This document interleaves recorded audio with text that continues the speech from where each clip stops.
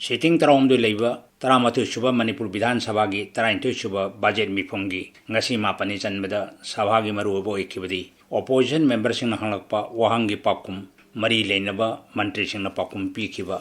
Cell थुंगी विभाग सु पूरीबा deputy chief minister Y Joy Kumar ना सभा न खन नेंदरगा पास तौनब पुकलखिबा तोंगान विभाग तरुक की demand Singh public health engineering administration of justice minor irrigation fisheries arts and culture social welfare की अपुनब सेमफम लुपा करोड़ लिसिंग अहुम सुमन कुंतरेट लाख मरफु मंगा लिसिंग हुमद्रा मापन सभाना पास तौनब खन नेनखिबना ngasi की मरुओबो ओइखि ngasi पुंग 12 हेक ताबदा स्पीकर वाई खेमचाना सभागी मिफम हौदोपगा opposition member Shri Th Lokeshwar हंगलकपा वाहंगी पाकुमदा वर्क्स मिनिस्टर श्री टीएच विश्वाजिन हाइख्रे थोंबुंग सगोलमांग रोड असी इंप्रूव तौनबा गवर्नमेंट की CRIF स्कीम 2020-21 की मखादा प्रपोज तौनबा थौरांग लेरे नेशनल हाईवे की थाकतो ओंखटनबगी proposal ministry of road transport and the highway government of India दा थमजखरे एप्रूवल गायरी तुंग ऑपोजिशन मेंबर के गोविंदास न हंगलकपा वहांगी पाकुमदा तुंग ऑपोजिशन मेंबर के गोविंदास न हंगलकपा वहांगी पाकुमदा water resources minister Letpao Haokip न हाइख्रे हौजी pre and post flood control works की दमक मिनिस्ट्री ऑफ जाल शक्ति की टेक्निकल एडवाइजरी कमिटी ना तांग तारा मरी था मरी 2020 दा अयाब पिरखरे इम्प्रूवमेंट क्लियरेंस कमिटी ना अक्टोबर तांग 2020 दा एप्रूव तौरे DPR अच्छी लागलिबा अप्रैल फाउबदा FMBAP and the border area program मखादा फाइंडिंग पिरकपगी थाजब लेरे सेंट्रल फाइंडिंग अयाबे हेक पिरकपगा वाक्सिंग असे हौगरगनी हाइखी तुंग opposition member K Joy Kishan हंगलकपा वहांगी पाकुमदा PHED मिनिस्टर हाइख्रे लालामुंगी वाटर सप्लाई स्कीम साबा होरे हाइखिबगा लोइना work order copy agreement copy technical sanction and tender notice की कॉपी सिंग टेबल टोखी तुंग ऑपोजिशन मेंबर सूरज कुमार ओकम हंगलकपा वहांगी पाकुमदा education minister Shri S Rajen हाइख्रे कोविड-19 पेंडेमिक तुंग अतोप स्टेट हलक्पा महरोई सिंह कयानो मखोइद करी खुदोंजाब पीख्रबगे हाबेगी पाकुमदा मंत्रीना डिपार्टमेंट डाटा मेंटेल तौद्री ग्रीवांस रिपोर्ट लेते हाइखी तुंग ऑपोजिशन मेंबर के गोविंदास हंगलपो हंगी पाकुमदा water resources minister Letpao Haokip हाइख्रे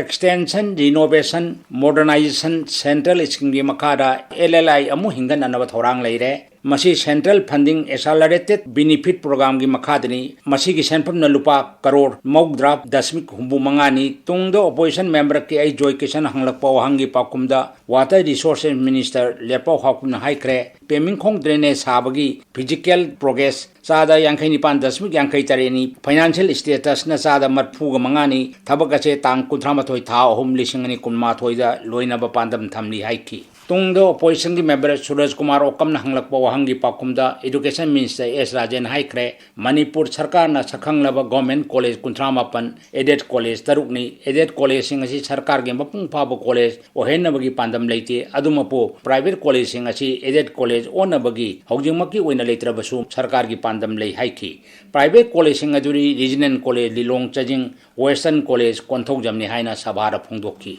ngasi ayuki wahang pakum loiraba matong handak ka thasi ki tang tara humdoi gi numidang wairamda manipur gi nungti gi phongba pawche pongna phamgi office da bom langchil lambagi matang da opposition member ke joy kesina nungnang ba phongdok doduna thogdok tu ka mari leinana media hawk sing maru oina amju amadi editor guild ki apun ba mi pham pangthok tuna pung ni phuni pan gi manungda thogdok tu ra chena ba pharaga puthok piu haiba demand togduna पाउचे सिंह फोंग लेप्रे मसीगी मनुंग पुथोपीद्रबदी मखा ताब खोंजंग चंगसिंगनी हाइनसु वारेब लौख्रे मसीगी मतांग सरकार की माइकैदगी करी एक्शन लौख्रबगे हाइब कॉलिंग अटेंशन की पाकुमद होम की थोरमचु पूरीबा chief minister Shri N Biren हाइख्रे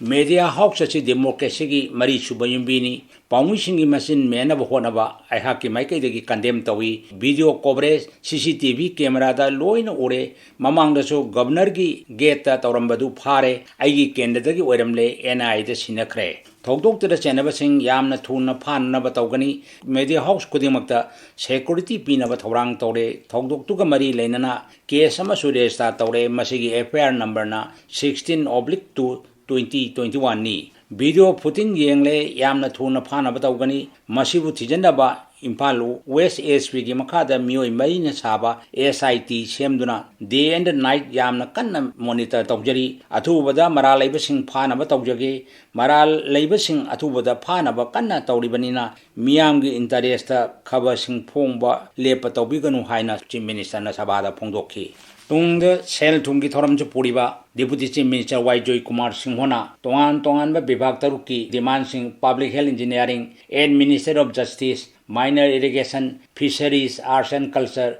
social welfare gi demand sing sabana pass tonaba pukhalakkhibada opposition gi member K. Govindas na ising leitrabadi mahu sinnaba leite honorable prime minister Bharat ki leiriba pung kudima ising pigani haibase ngamgadaba mande pipe mayam leiba scheme sing asigi pipe yogdaba mayam ama leire ising yenaba tanker mayam ama chalibasina ising yogde haibase mayek sengna takle public health ki paisa mayam ama kaithokpa prajada yogde pipe leiba gi pre condition pre qualification mayam thammi company sing competition tawhande company kharadagi elum lime chlorine leibada transparency leite group amada loina mak tawali hojik phawbada pipe kayam leikhrbage karam ba sahida pipe kaya leikhibage hojik phawba pipe kayam department na thunglabage promotion in charge pi bada irregularity mayam leire lisingani tra mida MPS na khankiba SO grade 1 promotion pi bada lisingani anida leiba singda promotion pithok le haina su Shri Govindas na sabada phongdoki Department asina lisingani kunmarida portable water jumthong kuning da pigani haibase irregularity sing asina pibang ambagi sakti leiti haina su sabarat phongdoki kat motion adu saruk yakiba opposition member TH location high crep PHEC miyam gi hingbada khwaidagi maru oibani adubo sarkar na department se thoi da gum toy masi important PBU Prime Minister na lisingani kunmari phawbada yumthong khuding da ising pigani haibase Manipurda lampiraga water supply scheme chalaiba kaya leiribage lampiduna water supply scheme tawriba lammapu sing dasa tare khajna mana thiduna leire compensation pibidre thabak hapini haibasu hapidre lammapu ge phangpham thopa compensation pibigera thabak pibigera employee henbigera ama tawbiu village water supply scheme phangpham thokpa phanghanbiu makoi da piriba power chap chana pibiu water supply gi pipe sing chahi nipu yankai suba yaure masi sindok piu haina sabara phongdokhi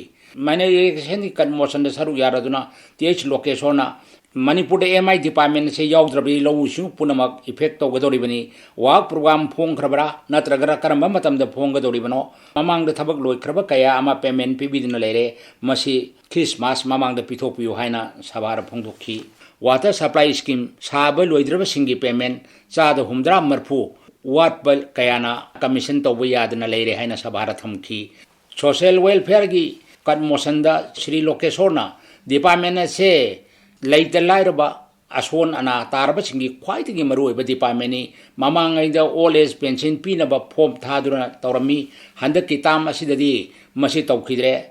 go to village Hibisidi Mauna Hagumbadi Chatpangambang Actari Makoi to Kudong Java Pibagim Hota Sahi Yam Lava Halaman Singda Kudong Java PBU National Old Age Pension Scheme Anova Sahi Mari Asida La Kibalerebasu Widow Pension Go Indiana Sumpi Pirak Kidrabra Pirak Tragana Karidagi Pirak Tabno, Sarkana Sengdopiu, Angalwadi Center Seng Department Karamba Mong the Satalairi, Angang Sing the Piriba guideline, Nintina Salairi Bra, Angalwadi Center Saba, Loikiping payment, Pitokana Lere, Disable Webising card, Matamjana Pitopiu, Makobu Miam, Matang Pangbu Haina Sabada Pongdoki. Opposition member Shri Alfred Pongdoki, water hibase right to life ni Masigi, meaning later department as a pale way, Haina Sabada Thamki. Khana badru saruk yakiba ke mega chandana MI gi kan motion da phongko kibada worksa staff terminal benefit pbdre masi pbu 2021 July marida gazette notification thoktuna makoi gi benefit pin na bagi terminal benefit pin na bagi laikhrabni adu ngasi phaw pbdre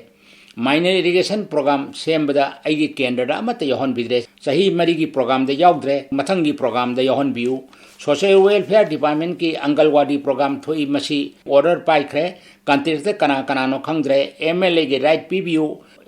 right PBU center ki guideline amadi ministry of guideline gi matongina MLA sing de pifam thokpa program sembada yohon biu haima haibagaloina na sabhar kat motion adu thamki kat motion adu saruk yakiba opposition member O Surya Kumar फोंदोखिबद थेंगलब चुथेन government arts and culture की बाजे हेंगत पिरकवासी लोइने सिनब ngamlabadi yamna phagani chief minister na artist singi tengbang lupa crore mari budgetary program ta thamme masi karam bahiram de sinagadori bano development की दमक 30 करोड़ विजय Govind temple की यावी मसी हानगे structure सिंग असे कायदना तौबिनबा सभार निंसिंखी मणिपुर सेंट्रल पॉलिसी लिसिंग अनि तरा तो हौजंग निंथीना फंक्शन तौदे फोक आस मांग खिदनम तौबियो कल्चर की पार्ट अमा ओरिबा थांगता नेग्लेक्ट तौबिरे मसी स्कूल की करिकुलम दा हापिरे मसी की ओजा लेत्री ओजा अथुबा मतम दा हापियो मणिपुर यूनिवर्सिटी की कल्चर की अनोब बीसी अपॉइंट तौबिरे मसी यामना फई अदुमपु यूनिवर्सिटी असिगी बजेट हापिरिबा सिदी अनोब लाइबा बीसी दा हैंडीकैप ओइगनी मणिपुर स्टेट कला अकादमी कल्चरल एक्सचेंज ड्रॉप तौखरे